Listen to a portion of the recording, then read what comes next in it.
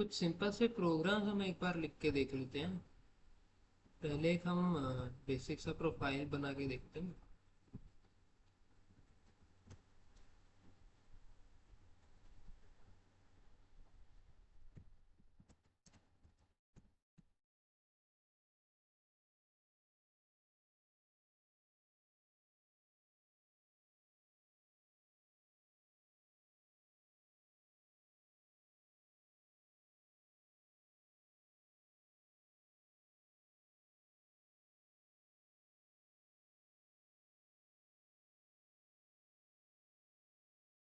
अपना नेम लिख दे रहा हूँ यहाँ पे।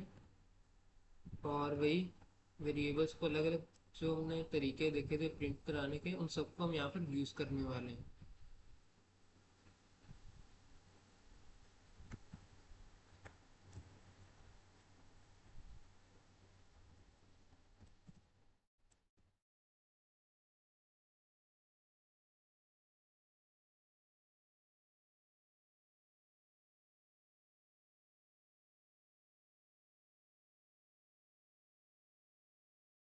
और दो वेरिएबल्स के नाम हम थोड़े छोटे भी यहाँ पर लिख ही सकते हैं, लेकिन एक बार हम यही लिख के रहने देते हैं।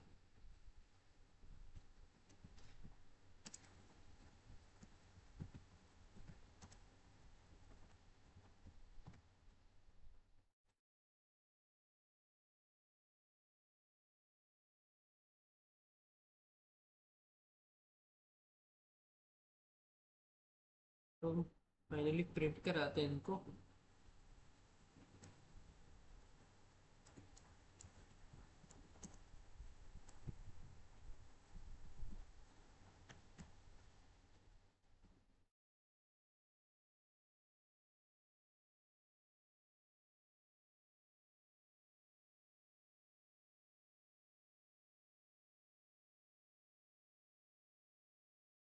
नेम के सामने हम अपना नेम प्रिंट करा देंगे। परसेंटेज हमने सीखा ही था कि स्ट्रिंग डेटा टाइप का फॉर्मेट स्पेसिफायर होता है। बैक स्लैश एन से हम इसलिए यहाँ पर लिखते हैं कि नेम एज प्रोग्राम ये सब वेरिएबल्स की वैल्यूज जो है वो अलग अलग लाइन में हमारे पास प्रिंट होके आ जाए। नेक्स्ट एज को प्रिंट करा देते हैं। फिर से बैक स्लैश हम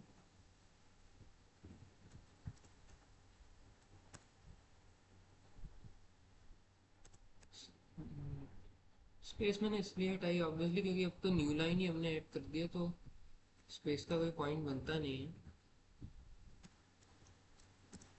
प्रोग्राम के आगे फिर से परसेंट एस।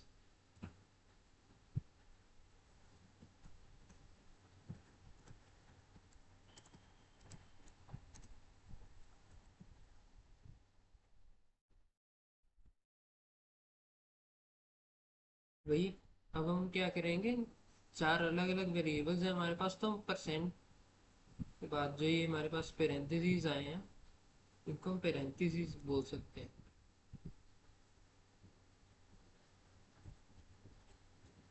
पेरेंथेसिस भी बोल सकते हैं, ये बात मैंने पहले आपको बताई नहीं ऑब्वियसली, लेकिन प्रोग्रामिंग में आप कॉमनली आप देखेंगे लोगों को कि इनको पेरेंथेसिस भी बोल देते हैं। नॉर्मल ब्रैकेट्स की बजाय हम और टेक्निकल लैंग्वेज की बात करें तो इनको पेरेंथेसिस बोल देते हैं। इसके अंदर हम उसी ऑर्डर में अपने वेरिएबल्स का नाम लिखेंगे जिनको हम जिस ऑर्डर में प्रिंट कराना चाहते हैं। तो सबसे पहले नेम, एज, इंस्टीट्यूट या नहीं प्रोग्राम है सबसे उसके पहले, फिर उसके बाद इंस्टीट्यूट।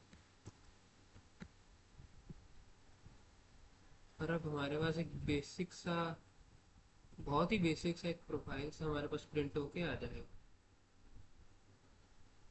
स्टूडेंट प्रोफाइल में ये नेम, एज, प्रोग्राम और इंस्टीट्यूट एज इट इज जैसे हमने चाहा था। नेम प्रिंट हुआ परसेंटेज, उसके डायरेक्ट बाद बैक स्लैश एन, यानी कि नेम प्रिंट होने के डायरेक्ट बाद हमारे पास जो है एक न्यू लाइन आएगी जहाँ से एज वेरिएबल प्रिंट होना स्टार्ट होगा एज इट इज। फिर एज प्रिंट हुआ, फिर न्यू लाइन ये रही, और फिर प्रोग्राम, और ऐसे ही हमारे पास इंस्टीट्यूट भी प्रिंट होके आ गया। नेक्स्ट हम स्पीड जो है वो फाइंड करने के लिए एक फॉर्मूला बना लेते हैं एक्सप्रेशंस को यूज करके। तो पहले हम ऐसा करेंगे, speed sorry distance upon time होता है ना स्पीड का फॉर्मूला।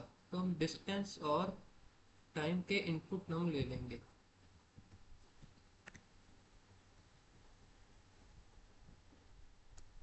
वेरिएबल नेम छोटा ही रखते हैं।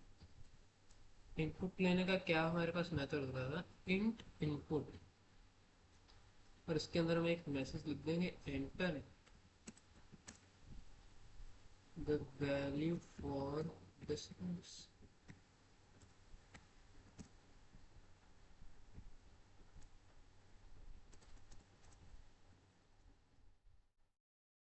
इंटीजर से बेटर हम फ्लोट लिख देंगे, क्योंकि डिस्टेंस की वैल्यू इंटीजर में ही हो। ऐसी क्वांटिटी फिजिकल क्वांटिटीज की वैल्यू होल नंबर में ही हो, ये ज़रूरी है नहीं।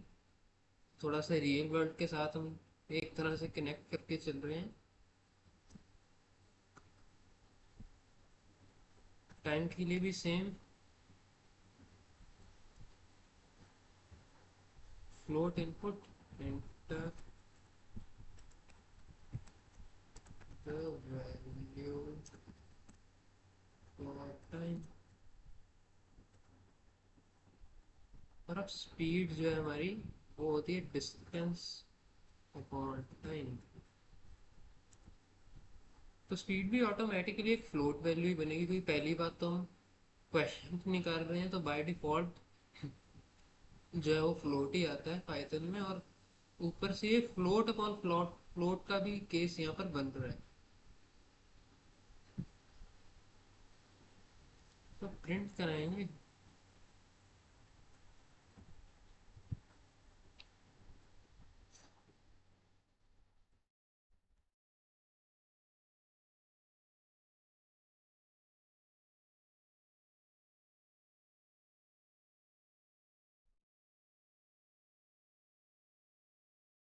सेंटीमीटर पर सेकंड ही होता है हमारे पास ऐसा ही यूनिट स्पीड का।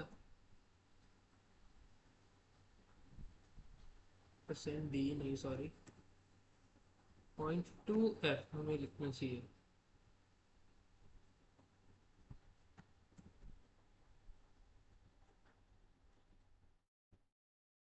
तो अब हमें इनपुट लेना है, तो इसीलिए अब हम वही कमांड लिख देते हैं यहाँ पर।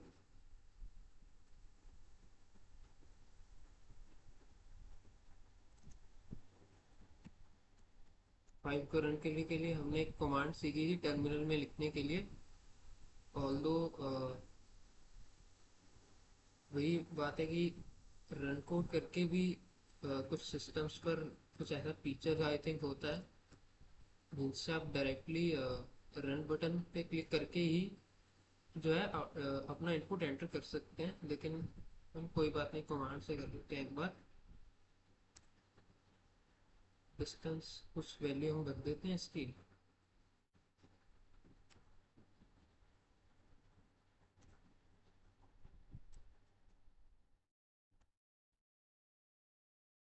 हंड्रेड मीटर्स कुछ डिस्टेंस रहा होगा।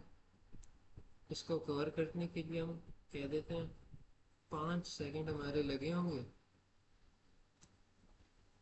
तो स्पीड की वैल्यू जो है वो 20 मीटर पर सेकंड हमारे पास एज इट इज प्रिंट होके आ गई।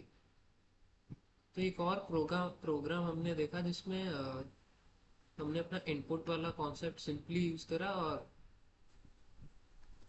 यहाँ पर हमने वही फॉर्मेट स्पेसिफायर्स को यूज करके अपने वेरिएबल को प्रिंट कराया।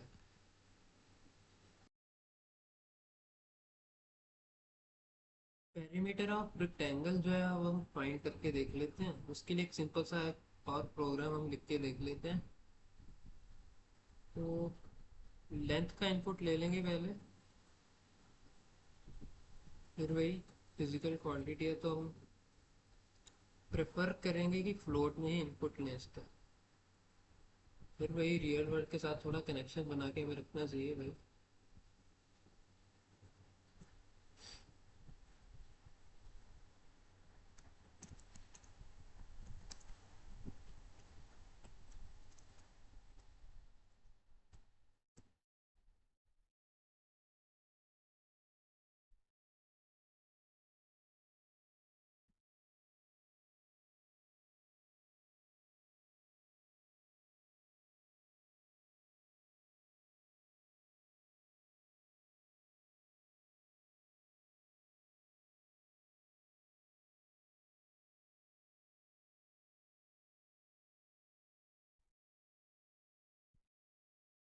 फिर भाई ये हमने दो इनपुट लिए हैं अपनी दो वैल्यूज़ के लिए जो हमें चाहिए, पेरीमीटर या एरिया निकालने के लिए रेक्टेंगल का लेंथ और ब्रेड्थ।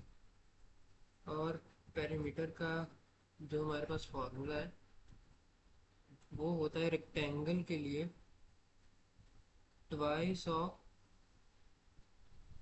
Length plus breadth. ये हम फॉर्मूला काफ़ी टाइम से मैथ्स में पढ़ते आ रहे हैं। तो अब सिंपली पेरीमीटर को हम प्रिंट करा देंगे, perimeter of the rectangle.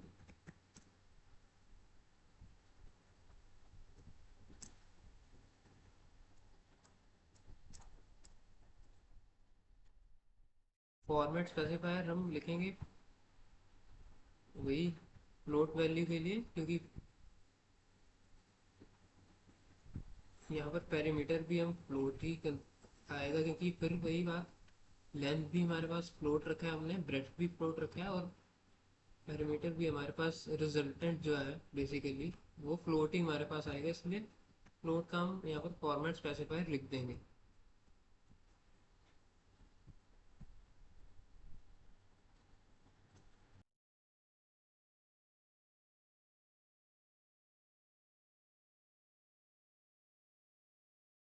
Variable का नाम पेरी है,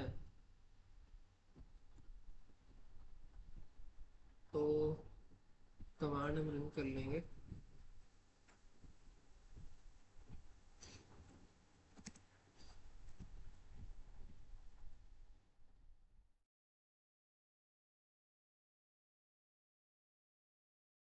लेंथ कुछ भी हम लिख देते हैं,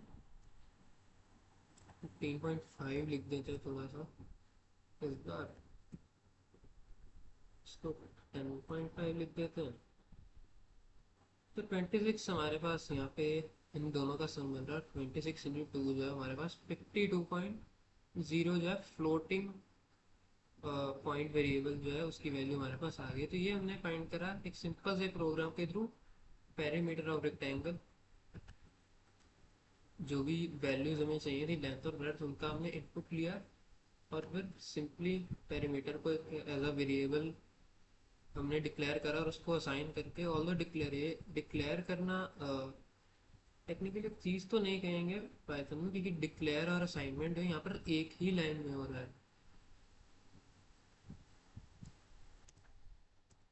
ऐसे ही हम एरिया भी निकाल लेते हैं, तो एरिया के लिए भी एक वेरिएबल असाइन कर देते हैं।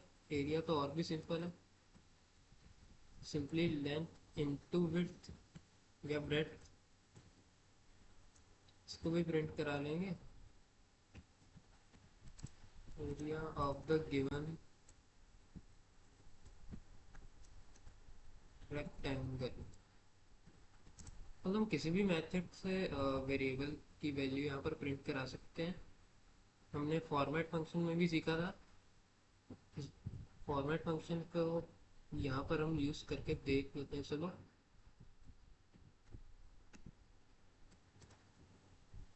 डॉट फॉर्मेट, और इसके अंदर जो आर्ग्यूमेंट हमारा जाएगा, जो वेरिएबल हमें प्रिंट कराना है यहाँ पर करली ब्रेसेस की जगह, वो है हमारा एरिया।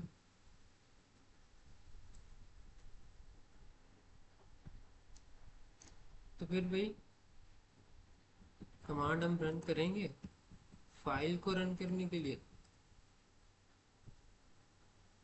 इस बार थोड़ी और कॉम्प्लेक्स वैल्यू डाल के देख लेते हैं।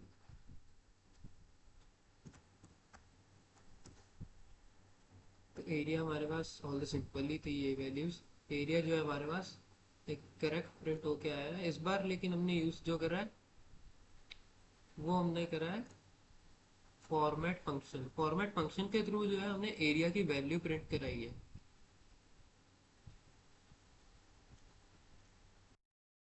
एक और मैथमेटिकल प्रोग्राम हम यहाँ पर देख लेते हैं सिंपल इंटरेस्ट निकालने के लिए।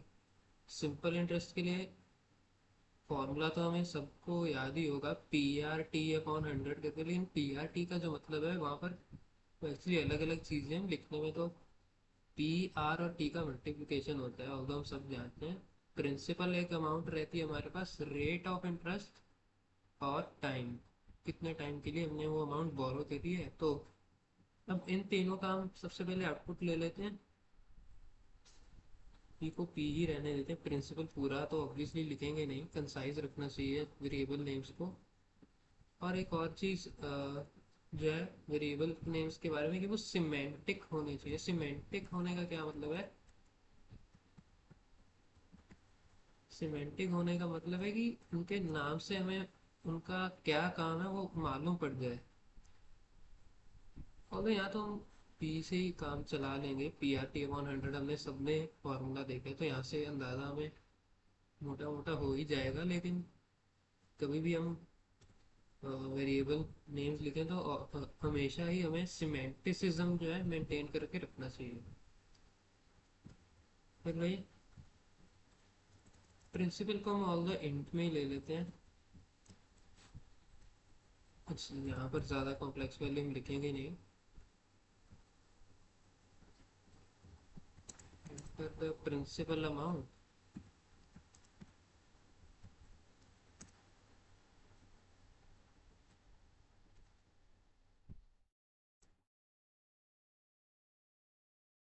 Rate of interest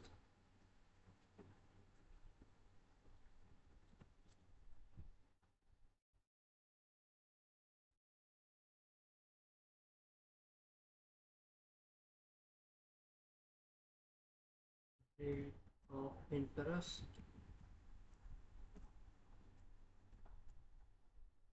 time period जिसके लिए हमने जो अमाउंट बोरो करा है।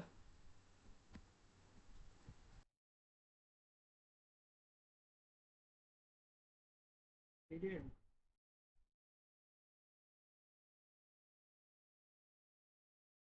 और SI जो है सिंपल इंटरेस्ट, वो हमारा फ्लोट में ही आएगा तो वो तो चलो लिखने की ज़रूरत नहीं है हमें। P/R/T अपॉन 100 और इसको प्रिंट करा देते हैं। फर्स्ट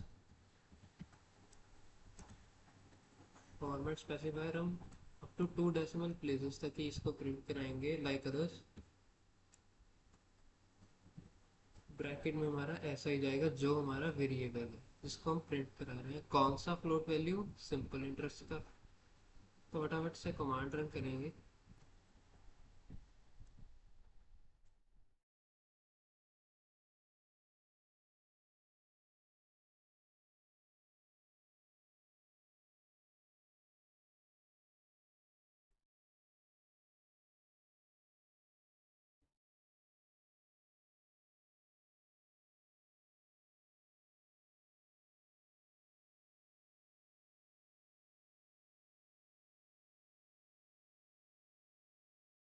सिंपल इंटरेस्ट की वैल्यू हमारे पास प्रिंट होके यहाँ पर आ चुकी है।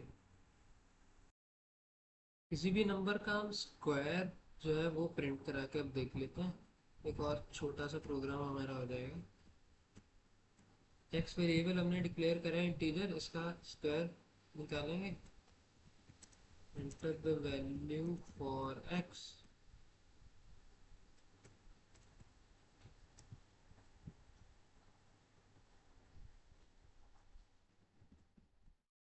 और अब हम एक्स का स्क्वायर जो है वो किसी वेरिएबल को असाइन करना हमारे लिए ज़रूरी है नहीं, टू बी ऑनेस्ट।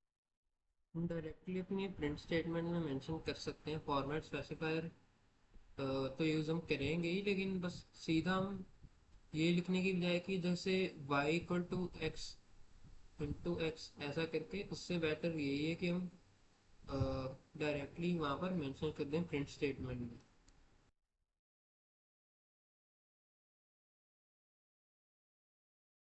तो हम प्रिंट करा दें स्क्वायर को, square of %d, square of the number जिसका हमने इनपुट लिया है। यहाँ पर हम x को लिखेंगे %d। यहाँ पर जो इंटीजर हम दिखाना चाह रहे हैं वो x होगा। और फिर %d, ये %d जो है ये हमारे x के स्क्वायर के लिए है। तो परसेंट के बाद जो हम लिखेंगे यहाँ पर, सबसे पहले तो x लिखेंगे, स्क्वायर ऑफ x ही लिखेंगे हम। है ना। उसके बाद जो सेकंड आर्गुमेंट होएगा वो होएगा एक्स इंटू एक्स, इसी को तो हम एक्स का स्क्वायर बोलेंगे। फिर वही फाइल को रन करेंगे कमांड के थ्रू, क्योंकि इनपुट ले रहे हैं यहाँ पे।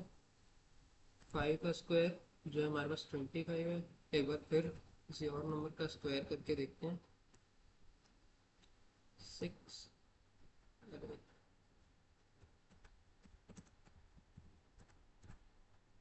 6 का square 36, square of 6 equal to 36 हमारे पास प्रिंट होकर आ रहा है। करने को तो एक और का कर लेते हैं। 12 का स्क्वायर जो है 144 हमारे पास प्रिंट होके आ रहा है। अब स्क्वायर रूट की भी बात कर लेते हैं। स्क्वायर रूट निकालने के लिए क्या है कि इसको तो हम ऐसे के ऐसे ही रहने देते हैं। यहाँ पर अब हम स्क्वायर्स को एंटर करके देखेंगे और उनका स्क्वायर रूट हम जो है निकालेंगे। इसको एक बार क्लियर कर देते हैं, प्रिंट। फिर वह बात, स्क्वायर रूट के लिए भी हम एक अलग वेरिएबल असाइन ना ही करें यहाँ पर, क्योंकि ये हमारा बिल्कुल ही छोटा सा प्रोग्राम है। हमारा पूरा मोटिव यही है कि हम सिर्फ स्क्वायर रूट निकाल रहे हैं। कि बड़ा प्रोग्राम होता तो हम सोच भी लेते एक अलग वेरिएबल असाइन करने का।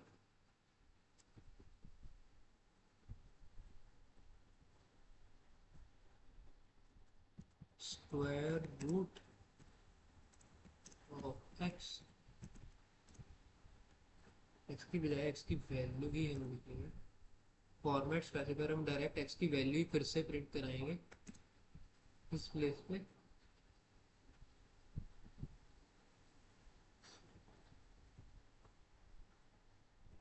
Square root of x equals percent d, ये जो परसेंट डी लिखा है ये एक्स के स्क्वायर रूट के लिए।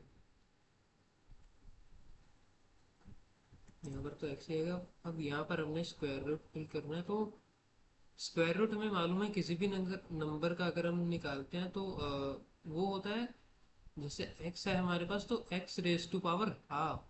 तो रेस टू पावर जो है यानी कि एक्सपोनेंशियल फंक्शन हम कैसे लिखेंगे पाइथन में या किसी भी प्रोग्रामिंग लैंग्वेज में, वो हम लिखेंगे डबल एस्ट्रिक से, एस्टेरिक से। x के बाद हमने डबल एस्टेरिस्क लिखा। अब इसके बाद जो भी हम नंबर लिखेंगे x raise to power that number वो हमारे पास बन जाएगा। X raise to power half हम चाहते हैं तो हम लिखेंगे 0.5।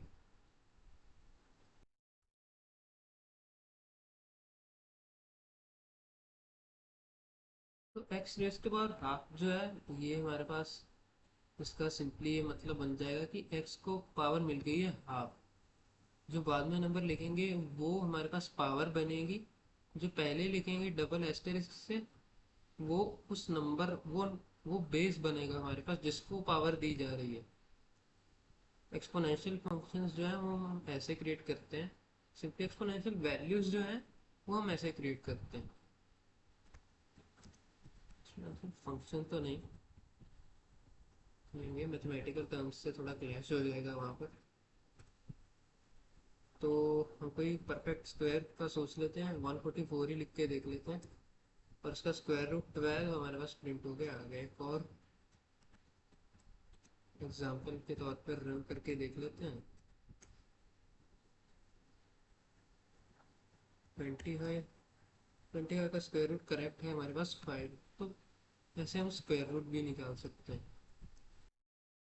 नेक्स्ट हम सेल्सियस टू फ़ारेनहाइट कन्वर्जन को हम देख लेते हैं। ये दोनों हमें मालूम है यूनिट हैं टेम्परेचर के। तो हम पहले सेल्सियस जो है उसका हम इनपुट लेंगे। सेल्सियस टू फ़ारेनहाइट हम जा रहे हैं तो सेल्सियस का हम इनपुट ले लेते हैं। Enter the temperature in Celsius.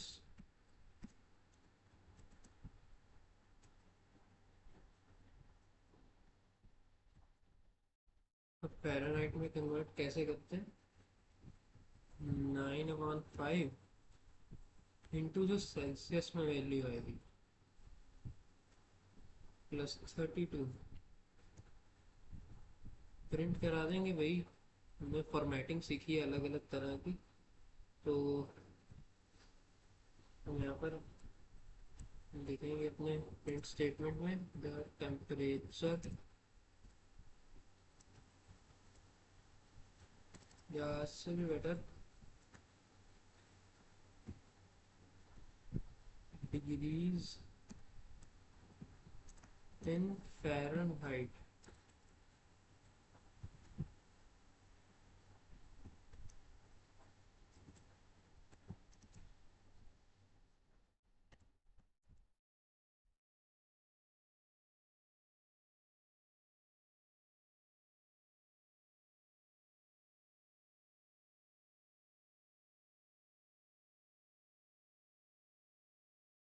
Percent F in degrees is percent F in Fahrenheit. और यहाँ पर हम आर्ग्यूमेंट्स जो लिखेंगे परसेंट के अंदर, उसके ब्रेसिस के अंदर, वो हम डिग्रीज की वैल्यू लिख देंगे।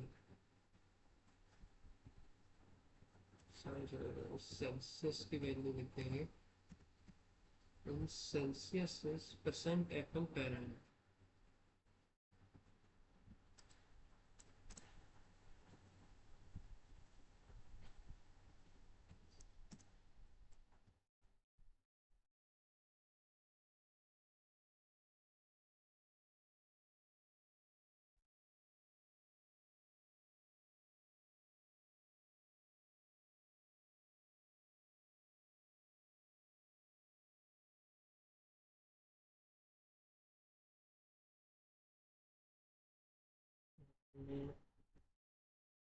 कितने प्लेसेस तक प्रिंट कराना है, फॉर्म में लिखा नहीं, तो थोड़ा बहुत अजीब सी वैल्यू वहाँ पर प्रिंट हो गई हमारे पास।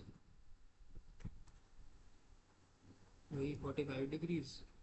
तो 45 डिग्रीज जो है इन सेल्सियस, वो हमारे पास 113 डिग्री फ़ारेनहाइट होता है। तो ये हमने कन्वर्जन फार्मूला लिखा for finding the temperature in Fahrenheit from Celsius value. कुछ और एग्जांपल के केसेस हम रन करके देख लेते हैं। 32 डिग्री सेल्सियस ले लेते हैं, ये 89.6 हो जाएगा। स्टैंडर्ड टेम्परेचर जो होता है 37 के अराउंड होता है आई गेस। उसका प्रिंट करा के देख लेते हैं। ये स्टैंडर्ड टेम्परेचर जो होता है बॉडी का, वो 98.6 फ़ारेनहाइट के आसपास होता है। 37 सेल्सियस में होता है जहाँ तक मुझे याद है। कंपैरिजन ऑपरेटर्स जो हैं उनको डिस्कस कर लेते हैं। तो कंपैरिजन ऑपरेटर्स जो है किसी भी लैंग्वेज में, वो अभी हम पाइथन की बात कर रहे हैं, तो पाइथन में ये जो सिंबल रहेगा हमारे पास, ये, और ये हमारे पास जो है कंपैरिजन ऑपरेटर्स होते हैं पाइथन में। अब इनको हम डेमोन्स्ट्रेट करके देखते हैं। x की वैल्यू मैंने 10 दे दी है, एक वेरिएबल हमने क्रिएट किया, y को 9 वैल्यू दे दी है। तो अब मैं चेक कर रहा हूँ प्रिंट में x ग्रेटर देन y लिख के, कि x ग्रेटर देन y अगर है, whether x is greater than y, इसका मतलब ये है, इसका रिजल्ट हम प्रिंट स्टेटमेंट में, प्रिंट स्टेटमेंट की वजह से हम प्रिंट कराएंगे। तो पाइथन में क्या है कि अगर यहाँ जैसे हम चेक कर रहे हैं कि x ग्रेटर देन y है कि नहीं, तो यहाँ पर ट्रू और फॉल्स अकॉर्डिंगली हमारे पास रिटर्न होएगा। यहाँ पर ट्रू है इस केस में, क्योंकि x 10 और y 9 है। तो ऐसे ही हम अलग अलग जो कंपैरिजन ऑपरेटर्स हैं उनको चेक करके देख लेते हैं। तो यहाँ पर मैंने तीनों जो कंपैरिजन ऑपरेटर्स हैं उनको प्रिंट स्टेटमेंट के अंदर डाला है। तो इन तीनों का रिजल्ट हम प्रिंट करा के देखेंगे।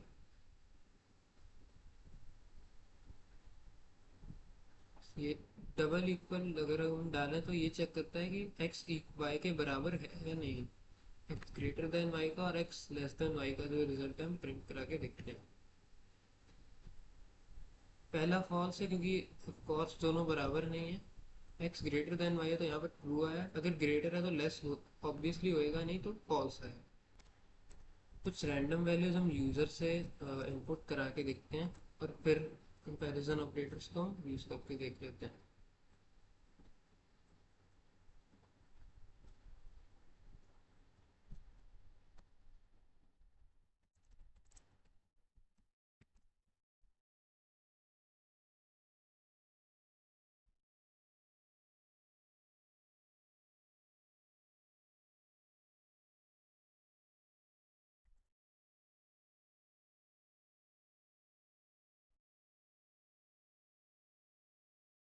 और फिर भाई कंपैरिजन ऑपरेटर्स जो हैं उनकी उनके रिजल्ट जो है वो हम प्रिंट करा के देख लेते हैं।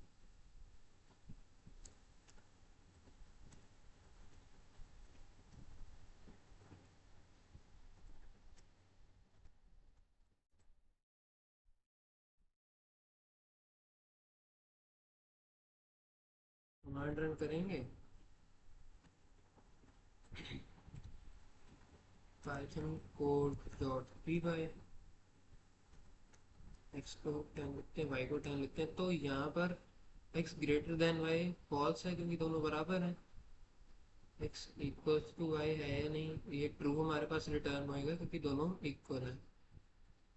और अगर इक्वल है तो लेस देन या ग्रेटर देन का सवाल ही नहीं है, तो इन दोनों के लिए हमारे पास फॉल्स आएगा। एक और केस देख लेते हैं जस्ट फॉर एन एग्जांपल। इस बार x को लेस देन रख देते हैं, y को ग्रेटर रख देते हैं। तो सिर्फ x लेस देन y जो है वो हमारे पास उसका रिजल्ट ट्रू रिटर्न होके आया, बाकी सब फॉल्स। नेक्स्ट जो कंपैरिजन ऑपरेटर हम डिस्कस करेंगे वो है not equal to comparison operator. तो फिर से x equal to 9 variable declare करा हमने, y इक्वल टू 10। अभी हम रिजल्ट प्रिंट करेंगे नॉट इक्वल टू। तो नॉट इक्वल टू लिखने के लिए एक्सक्लेमेशन के साथ हम इक्वल लिख देते हैं, तो ये नॉट इक्वल टू बन जाएगा। x not equal to y है कि नहीं, ये रिजल्ट हमारे पास प्रिंट होएगा जो कि ट्रू है। x और y ऑब्वियसली यहाँ पर इक्वल है नहीं। तो ये हमारे पास तीन क्वेश्चंस हमने यहाँ पर नोट करें हैं, और इनके लिए इनको करने से पहले सबसे पहले हम तीन वेरिएबल्स डिक्लेयर कर देते हैं, a b और c। a को हम 13 लिख देते हैं, b 67 या 67 नहीं 9 लिख देते हैं, और c को हम 16 लिख देते हैं। तो पहला क्वेश्चन हमारा क्या कह रहा है, compare a into two with b plus 10। तो कंपैरिजन ऑपरेटर्स हमने देखे हैं।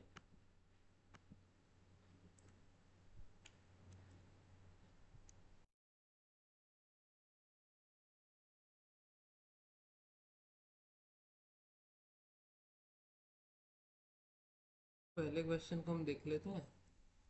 a इंटू टू को हमने कंपेयर करना है b प्लस 10 के साथ। तो पहले हमने ग्रेटर देन का कंपैरिजन करा है, फिर हम करेंगे लेस देन का। और बहुत ही सिंपल और बेटर तरीका जो है कंपेयर करने का, वो ऑब्वियसली इफ एल्स स्टेटमेंट्स होते हैं, वो भी हमने डिस्कस नहीं करा है। बहुत सिंपल कॉन्सेप्ट रहेगा कम से कम इन क्वेश्चंस के लिए, तो वो तो बेटर तो हम वहीं पे देखेंगे। लेकिन एक बार अब हम इक्वल टू ऑपरेटर जो है वो उससे देख लेते हैं, चेक करके कि ये दोनों बराबर आएंगे कि नहीं। और जो हमने बात करी थी कि यहाँ पर सेप हमने लिखा है, तो इसको हम किस कैरेक्टर से सेपरेट करना चाहेंगे इन तीनों रिजल्ट्स को। न्यू लाइन से ही बेटर रहेगा, ट्रू फॉल्स जो भी वैल्यू रहेगी वो अलग अलग लाइन पे हमारे पास प्रिंट होके आ जाएगी।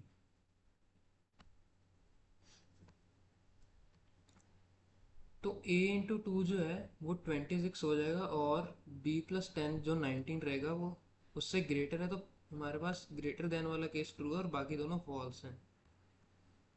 यहाँ पर नेक्स्ट क्वेश्चन देख लेते हैं। यहीं पे ए प्लस 15 इस बारी हमने कंपेयर करना है बी के साथ सीधा।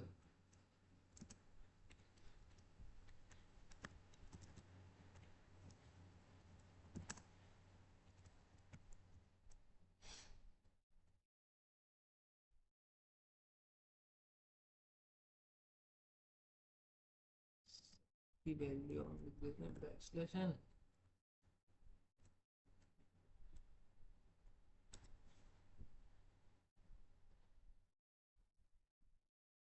फिर भाई ए प्लस 15 जो है 28 बनेगा, बी से तो ऑब्वियसली ज़्यादा ही है वो, तो फिर वही ग्रेटर देन वाला केस हमारे पास प्रूव हो गया। लास्ट वाला देख लेते हैं।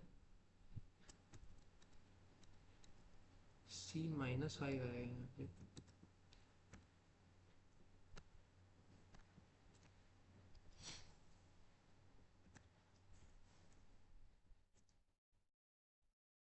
Greater than 20, C-5 less than 20, C-5 equal to 20 है कि नहीं। फिर वही सेट की वैल्यू आएगी बैकस्लैश एन। बढ़िया से तरीके से हम अपना रिजल्ट देखना चाहते हैं। तो अब की बार क्या है, लेस देन वाला हमारे पास केस ट्रू हो गया। तो एक चीज़ कंपैरिजन ऑपरेटर्स में देखने वाली ये है कि ऑल्दो हमने यहाँ पर अलग अलग यहाँ पर एक्सप्रेशन से लिख दिए हैं।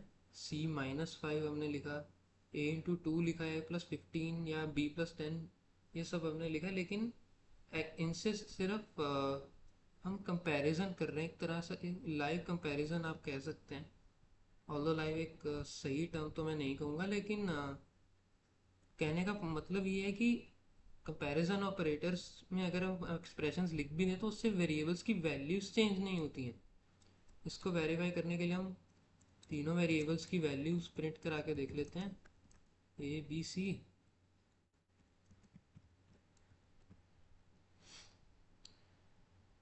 तो वैल्यू सेम रिटर्न हुई है हमारे पास। ये देखिए, A 13 है, 13 ही रहा, B 9 था, 9 ही रहा, C 16 था और 16 ही रहा। हमने A +15 भी करा था, C-5 भी करा था, B+10 भी करा था, लेकिन फिर वही पॉइंट ये है कि कंपैरिजन ऑपरेटर यूज़ करने से हमारे पास वैल्यूज चेंज नहीं होंगी वेरिएबल्स की। नेक्स्ट हम एक सेल प्राइस वगैरह का एक क्वेश्चन देख लेते हैं, जिसमें एक सेलिंग प्राइस जो है हम फाइंड करेंगे। जो मार्क्ड प्राइस होगा उसमें हम कुछ डिस्काउंट की वैल्यू हमारे पास रहेगी परसेंटेज में, उसको हम सब्ट्रैक्ट करेंगे। तो हम फाइनल प्राइस जो निकालेंगे, सेलिंग प्राइस निकालेंगे, उसके बारे में एक सिंपल सा प्रोग्राम हम लिख के देख लेते हैं। तो मार्क्ड प्राइस जो है सबसे पहले उसके लिए जो है हम इनपुट लेंगे। इसको सिंपली प्राइस लिख देते हैं हम। प्राइस इंट इनपुट, इंटीजर में इनपुट ले रहे हैं एक बार कन्वीनियंस के लिए। The marked price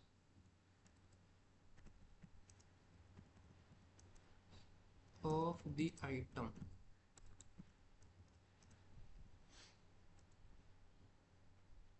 next discount को हम देते हैं ऐसे, कितना % डिस्काउंट हम कह रहे हैं यहाँ पर, वो यूज़र से एंटर करवाएंगे हम। यहाँ तो यूज़र में ही हूँ।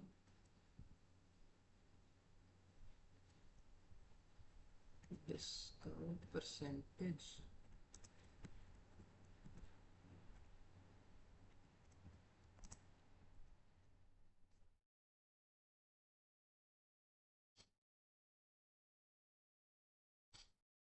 और हमारे पास अब सेलिंग प्राइस जो है वो हम फाइंड करेंगे।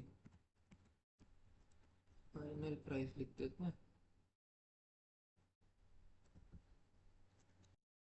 फाइनल प्राइस जो रहेगा वो हमारे पास marked price minus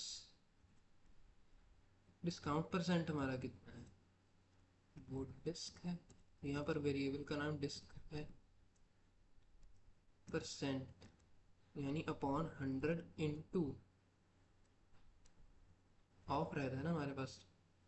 original price जो है माइनस, मान लीजिए 10% डिस्काउंट है तो ओरिजिनल से 10% ऑफ ओरिजिनल हम माइनस कर देंगे तो हमारे पास फाइनल प्राइस आएगा, इंटू इसलिए हमारे पास of price discount percent of price जो है हम माइनस कर देंगे ओरिजिनल प्राइस में से, to get our final price, यानी कि जो सेलिंग प्राइस हमारे पास रहेगा।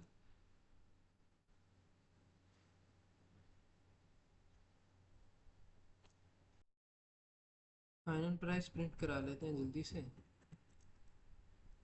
फाइनल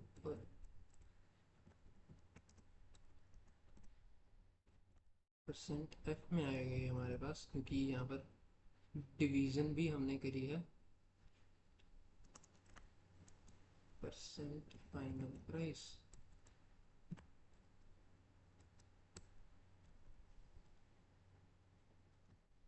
कमांड, तो फाइनल प्राइस को हम प्रिंट करा लेते हैं यहाँ पे।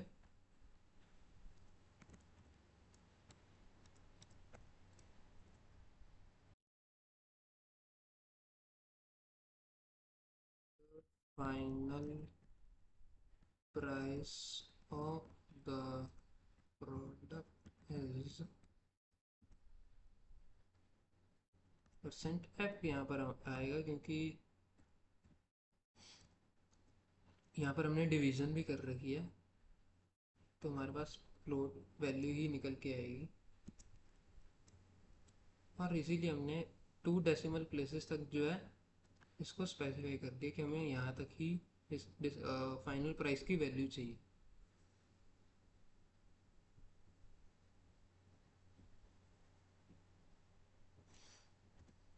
फाइनल प्राइस हमारा आर्गुमेंट हो जाएगा।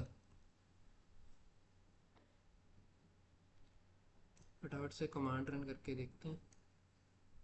मार्क्ड प्राइस जो है, पहले एक सिंपल सा एग्जांपल देख लेते हैं। मार्क्ड प्राइस हमने 100 लिख दिया है, इसके ऊपर डिस्काउंट 50% अगर लगाया तो हमारे पास फाइनल प्राइस जो है वो 50 आएगा, क्योंकि 100 में से हमने 50% डिस्काउंट लगा दिया।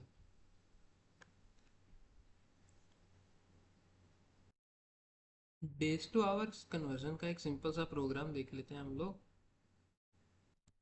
तो डेज का पहले हम इनपुट ले लेंगे कि कितने डेज को हम आवर्स में कन्वर्ट करना चाहते हैं। Enter the number of days, यहाँ कोट्स लगाने में भूल गया हूँ।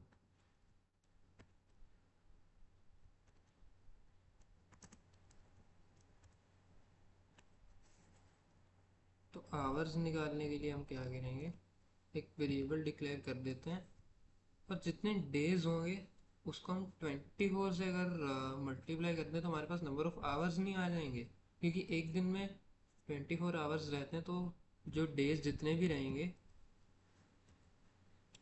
उनको हम 24 से मल्टीप्लाई कर देंगे तो हमारे पास नंबर ऑफ आवर्स आ जाएंगे, और सिंपली इसको हम प्रिंट करा देंगे कन्वर्जन हमारा कंप्लीट करने के लिए।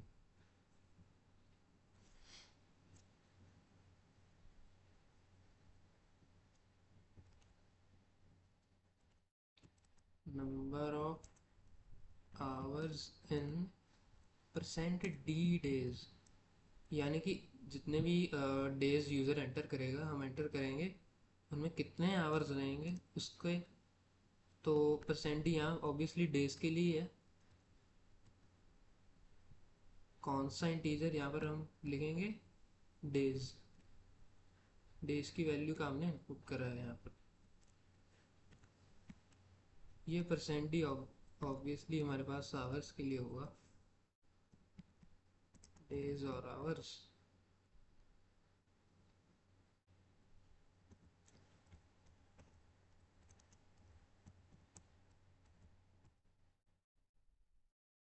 तो सबसे पहले एक ही दिन भर के देख लेते हैं।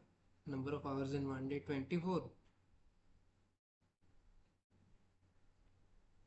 नेक्स्ट एक और एग्जांपल देख लेते हैं 2 दिन में।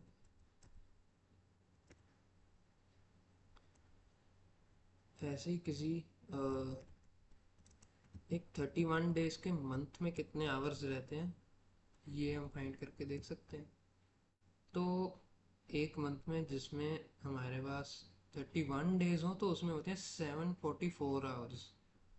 तो ये अगर हम एक और टेस्ट केस सा रन करके देख लें तो पूरे एक साल में कितने आवर्स रहते हैं, वो है 8760। तो ये था हमारे पास days to time conversion.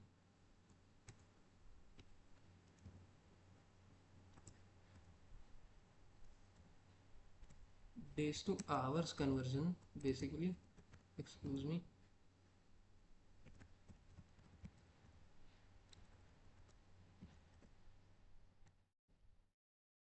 Area of triangle के लिए हम एक प्रोग्राम लिख के देख लेते हैं। तो एरिया ऑफ ट्रायंगल का फॉर्मूला जो है वो होता है, हमें मालूम है, हमने मैथ्स में देखा है कि half into base into height. तो यहाँ पर बेस और हाइट हमारे एक कुछ अननोन वेरिएबल्स कह लीजिए या पैरामीटर्स कह लीजिए, ऑल्दो प्रोग्रामिंग में पैरामीटर्स बहुत अलग चीज़ होती है, वो हम डिस्कस करेंगे फंक्शंस के अंदर। तो बेस के लिए पहले हम इनपुट ले लेते हैं, इसको बेस पूरा भी नहीं लिखेंगे, बी ही लिख देते हैं। फ्लोट इनपुट ले लेते हैं।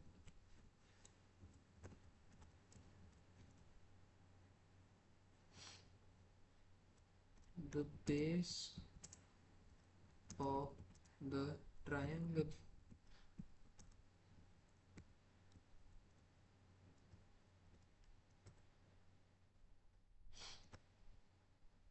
हाइट के लिए इनपुट ले लेंगे नेक्स्ट।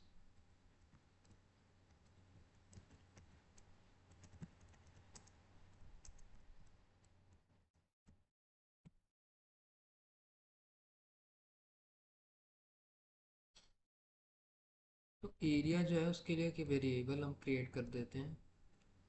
हाफ को हम सिंपली 0.5 ही लिख देंगे, half into base into height. तो फिर वही एरिया की वैल्यू जो है हम प्रिंट कराएंगे। ऑफ कोर्स कुछ टेक्स्ट भी लिख देंगे साथ में ताकि थोड़ा अच्छा लगे। और हमारे पास एरिया की वैल्यू वही फॉर्मेट स्पेसिफायर को हम यूज़ करके प्रिंट कराएंगे। Area of the given rectangle.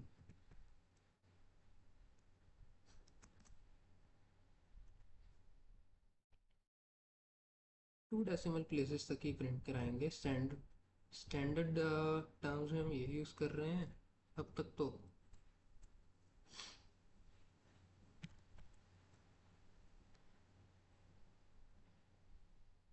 फटाफट से इसको रन करके देखते हैं।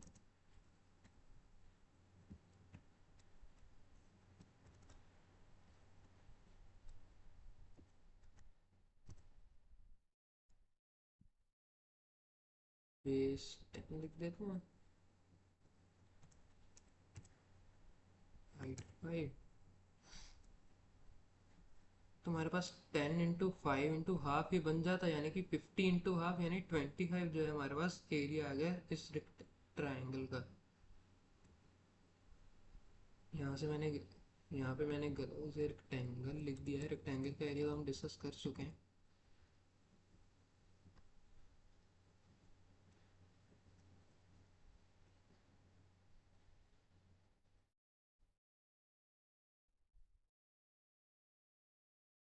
दोबारा रन करके देख लेते हैं इसको, थोड़ा क्लीन लगेगा अब की बार। तो हमारे पास 25 जो है area of the given triangle आ चुका है। नेक्स्ट देख लेते हैं हम area and perimeter of square. तो स्क्वायर की एक साइड होती है, उसका इनपुट ले लेंगे। ऐसे उसको हमने उसको एस नाम दे दिया है, साइड ऑफ स्क्वायर।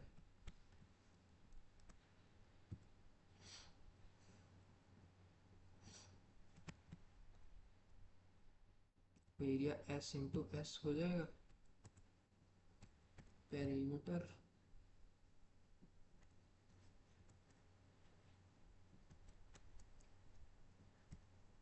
ऐसे सिंपली 2s ही लिख सकते हैं ऑल्दो।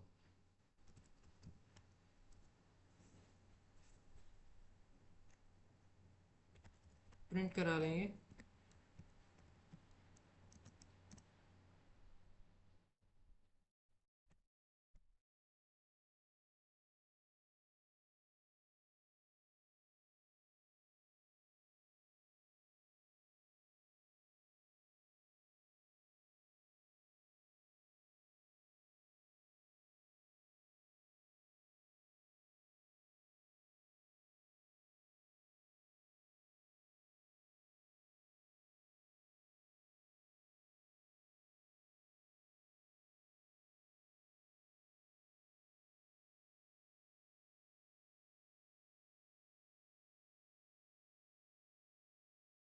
यहाँ पे मल्टीप्लिकेशन ऑपरेटर हम डालना भूल गए थे,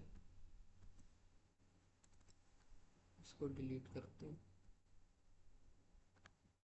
तो ये हमारे पास एरिया और पेरीमीटर की वैल्यू जो है स्क्वायर की, वो प्रिंट होके हमारे पास आ गई है। नेक्स्ट हम एरिया ऑफ ट्रेपीजियम फाइंड करके देखते हैं।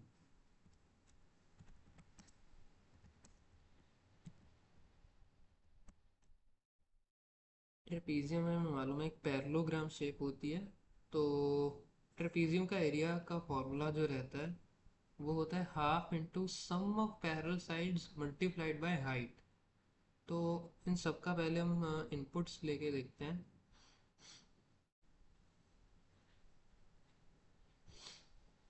दो पैरेलल साइड्स होती हैं, उनको हम PS1 एक को नाम दे देते हैं। इसका इनपुट लेंगे,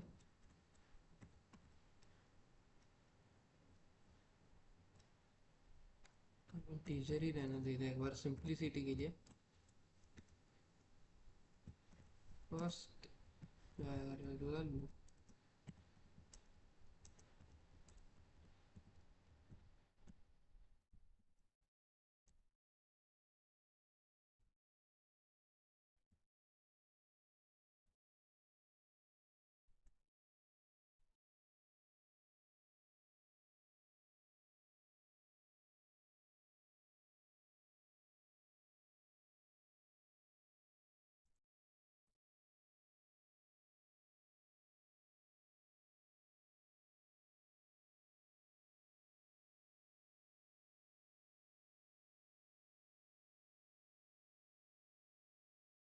पर फाइनली हाइट का इनपुट ले लेते हैं।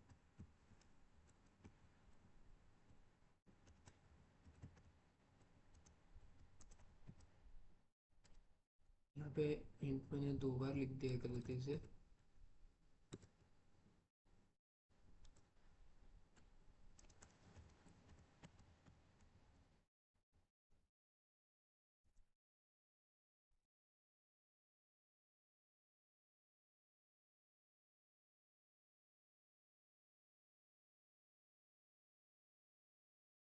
एरिया वेरिएबल इसके लिए डिक्लेयर कर देते हैं। तो हाफ इंटू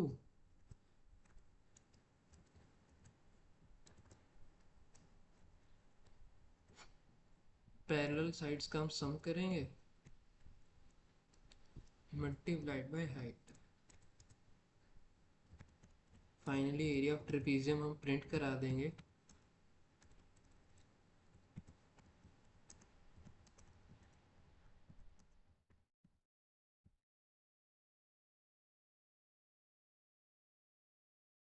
इस बार थोड़ा सा एक डिटेल्ड सा हम डिस्क्रिप्शन देके देख लेंगे यहाँ पर। ऑल्दो इसकी कुछ ज़रूरत है नहीं, लेकिन फिर भी थोड़ा हमारा कॉन्सेप्ट रिवाइज हो जाएगा। Of the trapezium with one parallel side. यहाँ पर हम तीनों जो ये हमारे पास वेरिएबल्स हैं इनका इनका एक मेंशन हम दे देंगे इसी प्रिंट स्टेटमेंट में, एज %d। ये PS1 के लिए पहली पैरेलल साइड के लिए हमने लिखा है, other another parallel as %d and height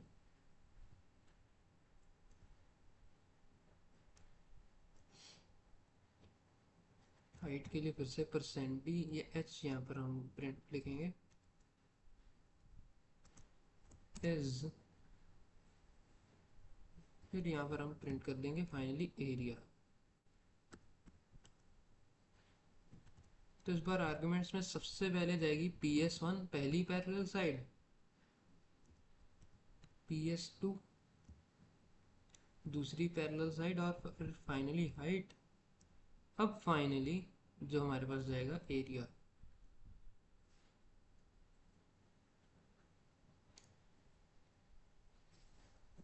file run करके देख लेते हैं।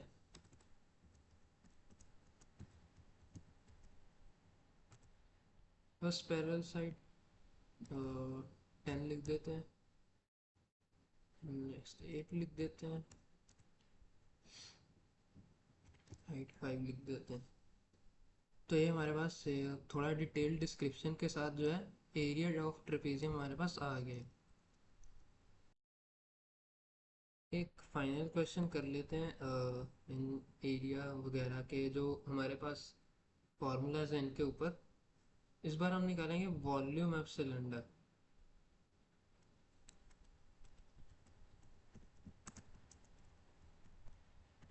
वॉल्यूम ऑफ सिलेंडर के लिए हमारे पास रेडियस रहता है और हाइट रहती है जिनकी हमें वैल्यूज का इनपुट लेना है, क्योंकि फॉर्मूला जो है वॉल्यूम ऑफ सिलेंडर का वो होता है पाई आर स्क्वायर एच। तो सबसे पहले रेडियस का इनपुट ले लेंगे, फ्लोट में इस बार कर देते हैं, इनफैक्ट उल्टा इंटीजर में कर लेते हैं क्योंकि पाई की भी वैल्यू हम 3.14 ही तो लेने वाले हैं। रेडियस नेक्स्ट इनपुट हमारा हाइट के लिए होगा, सिलेंडर की height, height of the cylinder.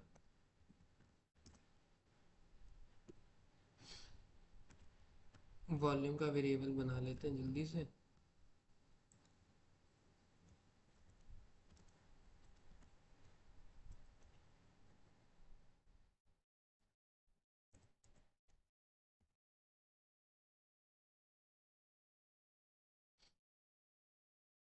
Volume of the given cylinder.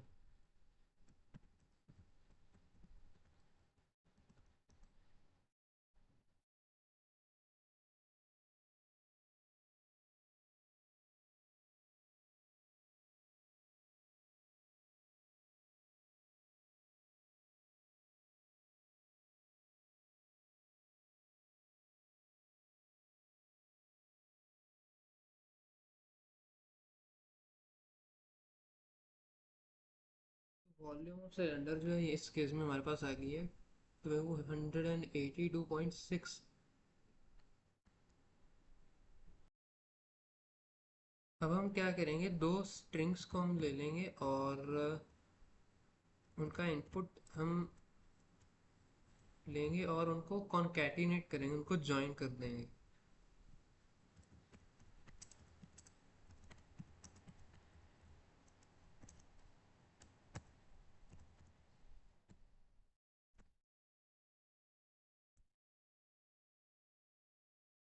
ये आपने नोटिस किया होगा कि मैंने डेटा टाइप मेंशन इसलिए नहीं करी क्योंकि हमने पहले भी बात करी थी कि अगर डेटा टाइप मेंशन नहीं की जा रही तो बाय डिफ़ॉल्ट वो स्ट्रिंग ही कंसीडर करेगा पाइथन उसको।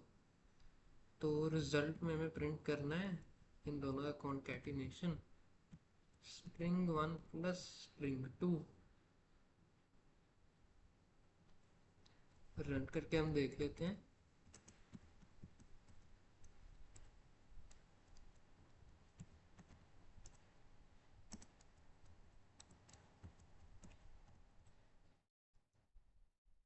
तो यहाँ पर नेम हमारा जो है प्रिंट होके आ गया है, फर्स्ट और लास्ट नेम को हमने कॉन्कैटिनेट कर दिया है।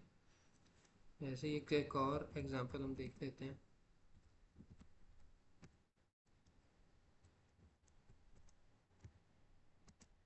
यहाँ पर मैंने, आप देख रहे होंगे कि पहले स्पेस डाली है ताकि थोड़ा नीट सा हमारे पास आउटपुट में प्रिंट हो गया है। तो पाइथन प्रोग्रामिंग भी हमारे पास प्रिंट होके आ गया है।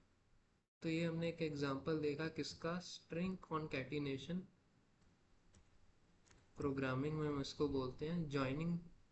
कि हम कहने में कोई प्रॉब्लम नहीं है, लेकिन थोड़ी टेक्निकल टर्म्स में अगर आप देखें तो स्ट्रिंग कॉन्कैटिनेशन हो जाता है ये।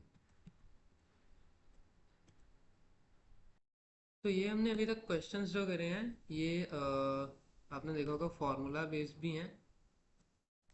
तो ये सब जो है हमारे पास ऑपरेटर्स पे बेस्ड भी थे, कंपैरिजन ऑपरेटर्स इंक्लूडेड जो हमने आज देखे, और हमारे पास एक्सप्रेशंस भी इसमें इंक्लूडेड थे। उन पर काफ़ी सारे हमने क्वेश्चंस करे, अलग अलग मैथमेटिकल फार्मूलाज जो है वो हमने इम्प्लीमेंट करे पाइथन कोड के थ्रू। और यहाँ पर फाइनली हमने स्ट्रिंग कॉन्कैटिनेशन का एक एग्जांपल देखा।